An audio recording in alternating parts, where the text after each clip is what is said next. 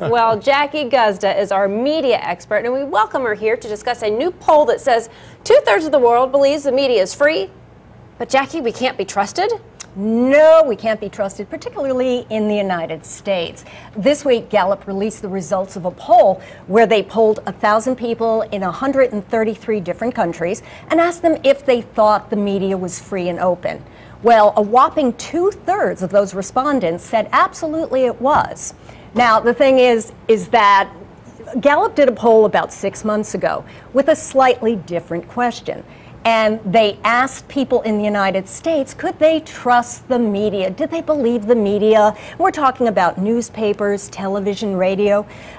Can they be trusted to give us free, open reporting? And the response was that about 45% of the people said yes, they could trust the media, but 55% of the respondents said absolutely not. No trust in the media whatsoever. We've fallen a long way since the days of Edward R. Murrow. We sure have. Newscasters used to occupy, you were talking about Walter Cronkite, people like that had huge status. And that wasn't that long ago. What's happened? Well, let me take you back to Edward R. Murrow. He gave a speech in the 1950s in the golden age of television where he said, look, we're putting too much entertainment on television. If we don't balance that out with news, information, and education, we're going to become a shallow society who cares about nothing but being entertained. So you take that 30 years in the future and you have the book Entertaining Ourselves to Death, where it says, yes, in 30 years we've come that far. All we care about is laughing and singing and dancing and just having a good old time. So now I'm going to take you 30 years into the future, past that, which is today. And I want you to think about the quality of news reporting and radio, what passes for political talk, what's left of our newspapers. And I want to kind of take a little step here. Sometimes it's what sells. What are the people watching? Why does the National Enquirer sell? Because people want to read it. That's right. So are we giving them what they want? I think that's a terrific point. And I think that's something that we have to look at because absolutely, that's why ratings are high on certain news shows.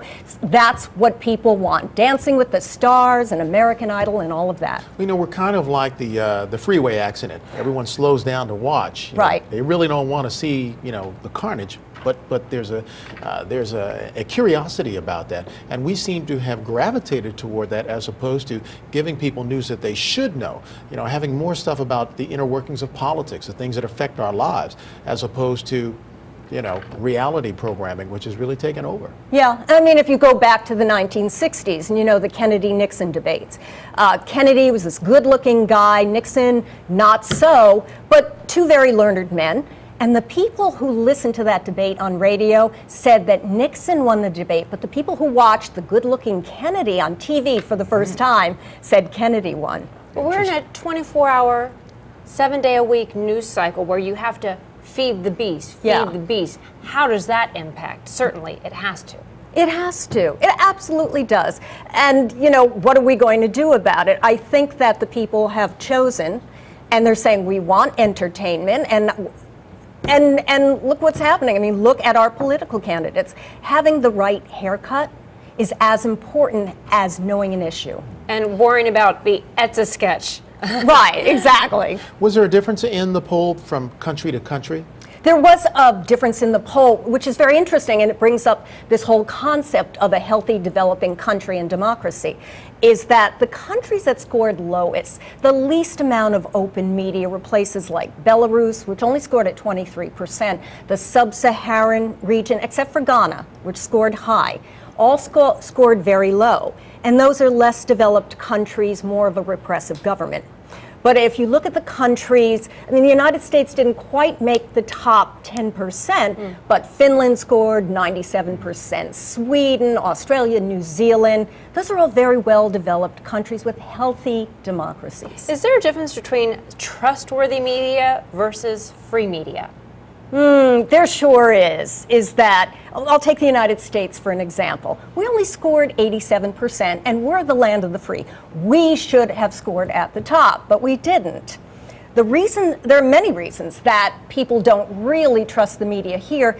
And the one that I hear most often, the one that comes up in research the most, is that people believe that media outlets have their own agenda, that they tell us what they want us to think and believe. Interesting. Well, Jackie, we can trust everything that you said. Oh, I'm so glad. And I can trust you, Laura. Thank you for joining us. You're welcome. Thank you.